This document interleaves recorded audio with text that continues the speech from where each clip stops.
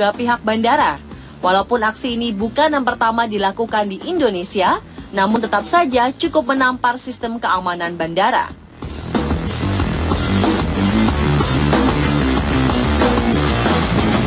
Mario Steven Ambarita menyelinap ke ruang roda Garuda Indonesia GA177 dari Bandara Sultan Syarif Qasim II saat pesawat tersebut akan tinggal landas menuju Bandara Soekarno-Hatta, Cengkareng pada Selasa 7 April 2015. Mario nekat masuk ke ruang roda pesawat Garuda setelah mempelajarinya terlebih dahulu. Berdasarkan pernyataannya, Mario sering membaca informasi mengenai cara masuk ke pesawat secara ilegal di media-media sosial. Selain itu, Mario juga telah mengamati kondisi Bandara Sultan Syarif Qasim II untuk melancarkan niatnya. Ia paham betul kapan waktu yang tepat untuk naik ke dalam ruang roda pesawat tanpa diketahui siapapun. Sekitar pukul 3 sore, pesawat menuju runway Bandara Sultan Syarif Qasim II untuk tinggal landas. Pada saat pesawat berhenti, Mario segera berlari dan memanjat ke ruang roda pesawat. Sekitar pukul 16:30 pesawat mendarat. Saat itulah petugas Bandara Soekarno-Hatta melihat Mario terhuyung-huyung keluar dari ruang roda pesawat. Pria berusia 22 tahun ini keluar dengan kondisi masih labil, jari-jari membiru dan telinga mengeluarkan darah.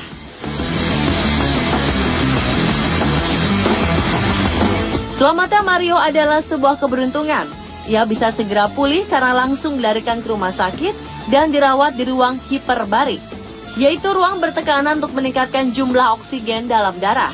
Sebenarnya apa yang terjadi pada Mario saat ia meringkuk di rongga roda pesawat? Apakah yang terjadi pada tubuh manusia saat berada di sana?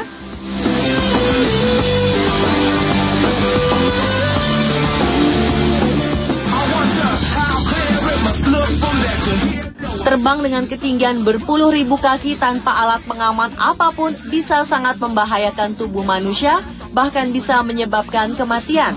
Rata-rata penerbangan komersial terbang dengan ketinggian 25.000 sampai 38.000 kaki di atas permukaan laut. Dengan ketinggian tersebut, tidak ada manusia yang bisa bertahan hidup tanpa adanya alat pengaman seperti yang disediakan di dalam kabin pesawat. Kemungkinan terburuk yang terjadi ketika secara ilegal masuk ke dalam roda pesawat adalah terlempar ke daratan. Tercatat, 2 orang telah mengalami peristiwa tragis ini saat melakukan hal yang sama dengan Mario.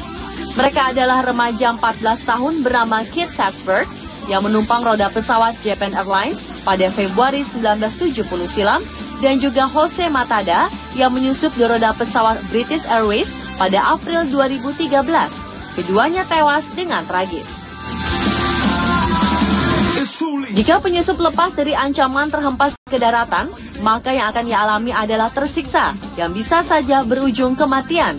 Menumpang secara ilegal di rongga roda pesawat atau stowaway membuat seseorang mengalami hipoxia dan hipotermia. Ketika pesawat naik ke ketinggian, maka kadar oksigen akan kian menipis. Ini akan membuat tubuh kekurangan oksigen atau hipoxia. Kondisi hipoksia akan menyebabkan rasa lemas, tremor, hilang kesadaran, tak mampu melihat, dan bahkan kematian. Manifestasi dari hipoksia dapat berupa badan yang membiru. Inilah yang dialami oleh Mario. Kondisi hipoksia juga menyerang pada otak. Dampaknya dapat menyebabkan kerusakan sel-sel atau jaringan otak baik temporer atau permanen.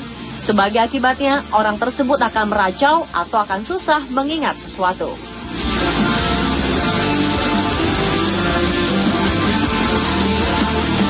Selain oksigen yang makin tipis, berada di ketinggian juga membuat tekanan udara akan semakin rendah. Dampak parah yang dialami tubuh dari tekanan rendah adalah sel-sel tubuh akan menggelembung. Kondisi ini akan terjadi ketika akumulasi nitrogen yang terlarut membentuk gelembung udara yang menyumbat aliran darah serta sistem saraf. Kondisi ini umumnya terjadi pada penyelam. Penyakit dekompresi bisa menimbulkan gejala yang mirip sekali dengan stroke, seperti mati rasa, kelumpuhan, bahkan kehilangan kesadaran yang bisa menyebabkan meninggal dunia. Pada dasarnya tekanan udara di permukaan laut adalah 76 cm Hg atau 1 atm. Setiap ketinggian bertambah 100 meter, maka tekanan udara akan berkurang 1 cm Hg. Bayangkan, apabila kita berada pada ketinggian ribuan meter di atas permukaan air laut tanpa fasilitas dan pengaman apapun.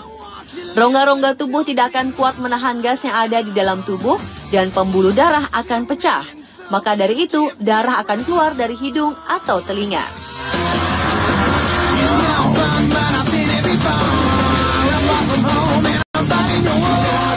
Saat itu pesawat GA177 terbang selama 1 jam 10 menit dengan ketinggian jelajah 30.000 hingga 40.000 kaki. Pada ketinggian itu, suhu diperkirakan berkisar antara minus 45 hingga minus 65 derajat Celcius. Dalam kondisi suhu yang sangat rendah, tubuh bisa mengalami hipotermia hingga bisa mati membeku. Menurut penelitian, setiap kenaikan 1000 feet atau 300,8 meter, maka suhu udara berkurang 1,98 derajat Celcius. Hal ini berlaku hingga ketinggian 10.000 meter di atas permukaan laut. Di atas ketinggian ini terdapat stratosfer, di mana suhu di sana tidak akan bertambah dingin lagi. Panas dari mesin pesawat dan gesekan dengan udara kemungkinan bisa memberikan kehangatan. Namun tentu saja itu tak cukup untuk mengatasi hipotermia. Meski Mario selamat dari peristiwa yang nyaris menghilangkan nyawanya. Namun apapun alasannya, langkah Mario tidak bisa dibenarkan. Karena tindakannya tersebut, Mario dijerat pasal 421 dan pasal 435 Undang-Undang Penerbangan. Pemuda asal Rokan Hilir, Riau tersebut diancam hukuman 1 tahun penjara dengan denda maksimal 100 juta rupiah.